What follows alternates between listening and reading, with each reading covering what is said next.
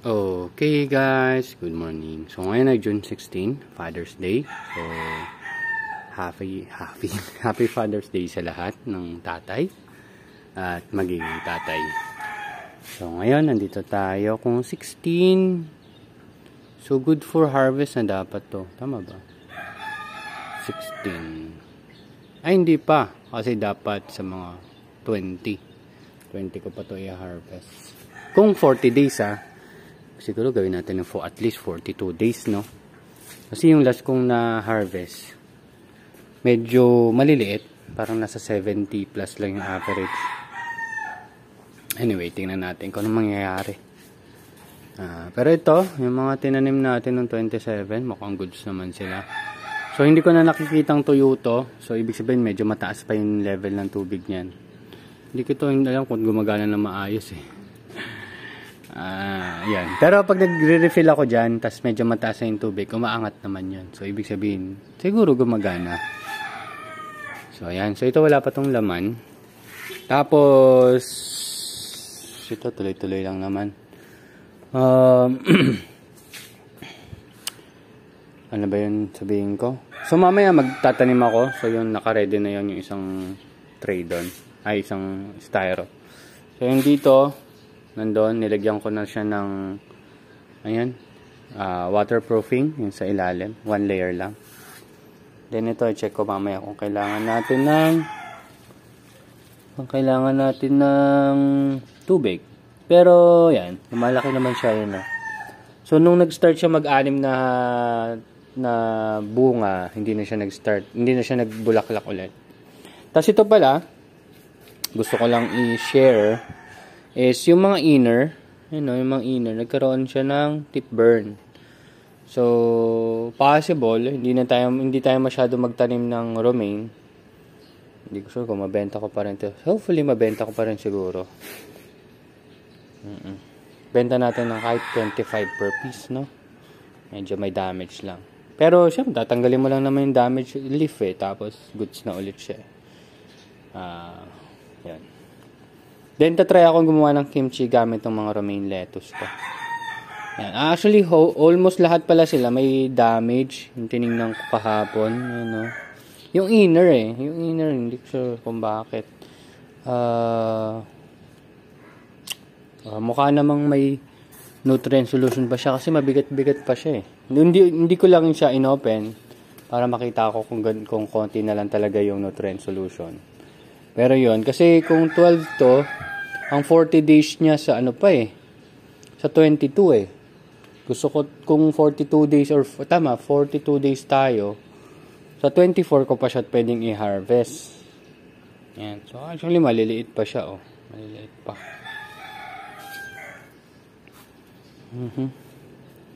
Ayun.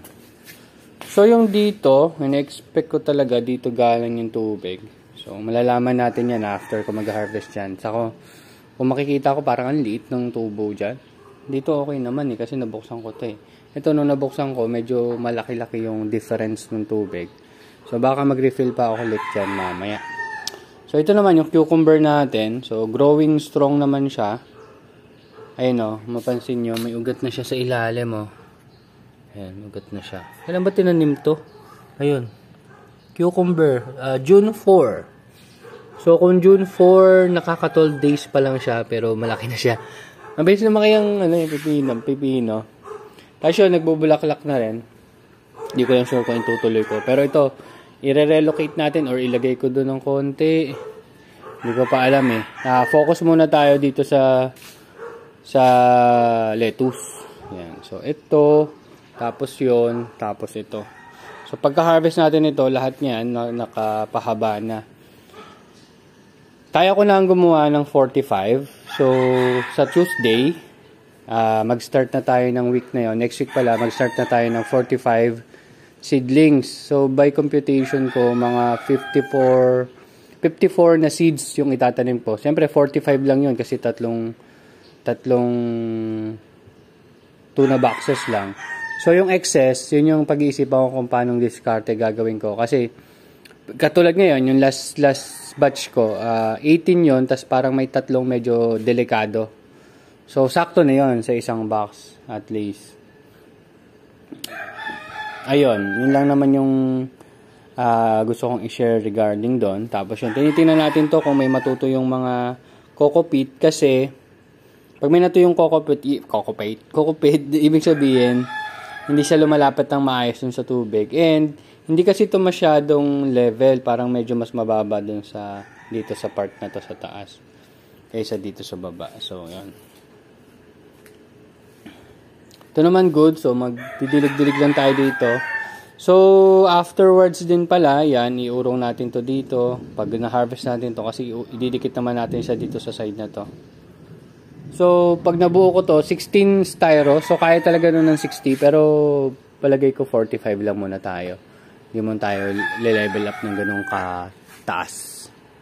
So, ito naman, may bunga doon. At yung bunga niyan, ang alam ko, galing yan dito sa maliit na tangkay na gusto ko na sanang tanggalin. Pero since nagbunga siya ng maayos, hayaan lang natin siya. Natikman ko na nga, ewan ko kung nabanggit ko na, natikman ko na yung bunga niyan, yung medyo okay yung duration or okay yung time nung hinarvest natin at masarap naman po siya. Matamis naman po siya. So yan, tinitingnan ko lang. Although mabilis naman siyang lumaki. Yan. May konting tamis hindi ko sure. Meron yun. Wala naman siyang buto. Ayan. So, itong lalik, medyo na-excite ako. So, hopefully, maging masarap siya. Ayan.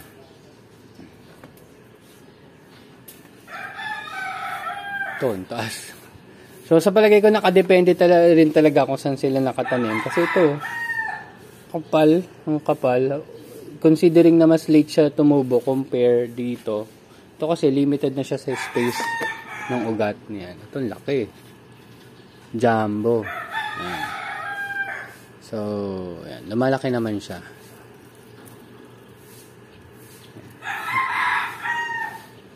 So, hindi ko na tinanggal yung pinaka-support niya. Ayan. So, from time to time, dinidiligan natin sila. So, ito nung 5. So, dapat pwede ko na siyang i-harvest Sa 20 na lang siguro para 45 days. So, yung mga to, yan, lumalaki Yan. So, ito naman, may damage. Ay, nabunot ko. Nabunot ko may sakit siya baka makahawa siya. Yan. So, ito, may mga putik-putik. Kasi nga, siguro pag nagdilig ako, natutumba siya. So, yan, tinitingnan ko. Ayan, may damage, Ayan, naapektuhan sila. Siguro. Ayan, parang may kakaiba dito sa mga lettuce natin dito. So, hindi rin siguro masyadong maganda na, yan. May parang mga maliliit na spider. Ayan. So, posible tanggalin natin tong mga kulitis dito kasi sila yung parang paborito nitong mga spider na to Siyempre, maapektuhan yung romaine natin, itong mga lettuce natin dito. Pero goods naman, overall. Yan. So, hindi ko sure kung makakapag-exercise tayo ngayon kasi kumukulog-kulog. Makapag-walking ba. Yan. So, ito yung scamander natin. Hindi ko sure. Yan. Anyway, yan. So, yan yung mga tanim natin. So, nag-refill ako dito nung last time Ayan. Mataas pa naman. Parang ganyan. Dito pa. Ayan. So, ito hindi ko na ito lalagyan itong part na to kasi dyan tayo nagre-refill. Pero baka baguhin ko kasi ang damo dun. Ang damo masyado. Kawawa yung lettuce natin. Naapektuhan siya nung mga insekto dun sa amaranth. So, ito yung amaranth natin or Chinese spinach.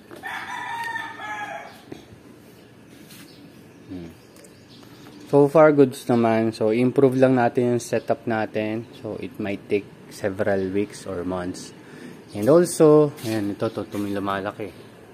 Lumalaki. Yung isa talaga lumalaki yun doon. Lumalaki din. Pero galing to sa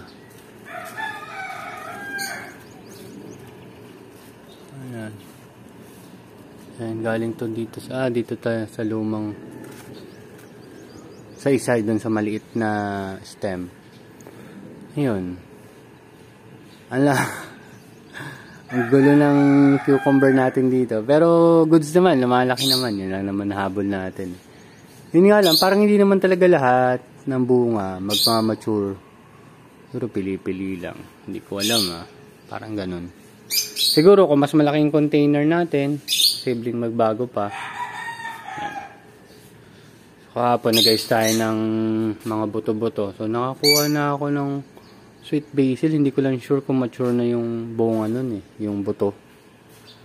Yan. So yan, yun lang naman ang activity ang papakita ko sa inyo ngayon. So next update natin, makikita nyo na to meron laman. And baka may ayos natin yon kasi kung may excess tayo. Then ito, goods na itong ilipat doon, isi-set up ko na. Pero baka wag muna kasi antayin ko muna siguro mag-harvest to. Unless abutan ako ng taniman. Hindi ako abutan ng taniman pala. Kasi next week pa yung tanim ko ulit Baka next week, tama, next week pa ulit yung pagtatanim ko. Kasi every 10 days naman ako nagta-transfer. Pero every week, meron tayong seeding process. Sakto naman yun, sa 45 yung tanim. Pero sa 60, kaya pa rin yun, kahit 60 seeds tayo, kaya pa rin dun sa indoor nursery ko na 1 layer lang. Yun nga, pag lumagpas tayo ng 60, magto 2 layers na ako ng indoor nursery. So, ito siguro gawan ko lang ng kung saan ko itatanim. Inisip ko pa kung purong kokopit yung gagamitin ko. Kasi yun din yung advice doon na maganda kung kokopit na lang. Tapos dilig-dilig, kumbaga. Ang issue ko kasi doon, dito pala, sa Kratky. Yun, kailangan kong i-check. Ito nga, hindi ko na na-check kung okay pa ba yung parameters niyan Pero mukhang hindi na masyadong okay. Kasi yan, nagbabago itsura ng dahon niya. Double check ko to. After ng video, check ko na kaagad. Pero last time, nagdagdag lang ako dyan ng tubig. Na may pH level na 6.0. Ayun. Kasi highly concentrated siya after a while yun lang. So, thank you very much and see you next update. Bye-bye.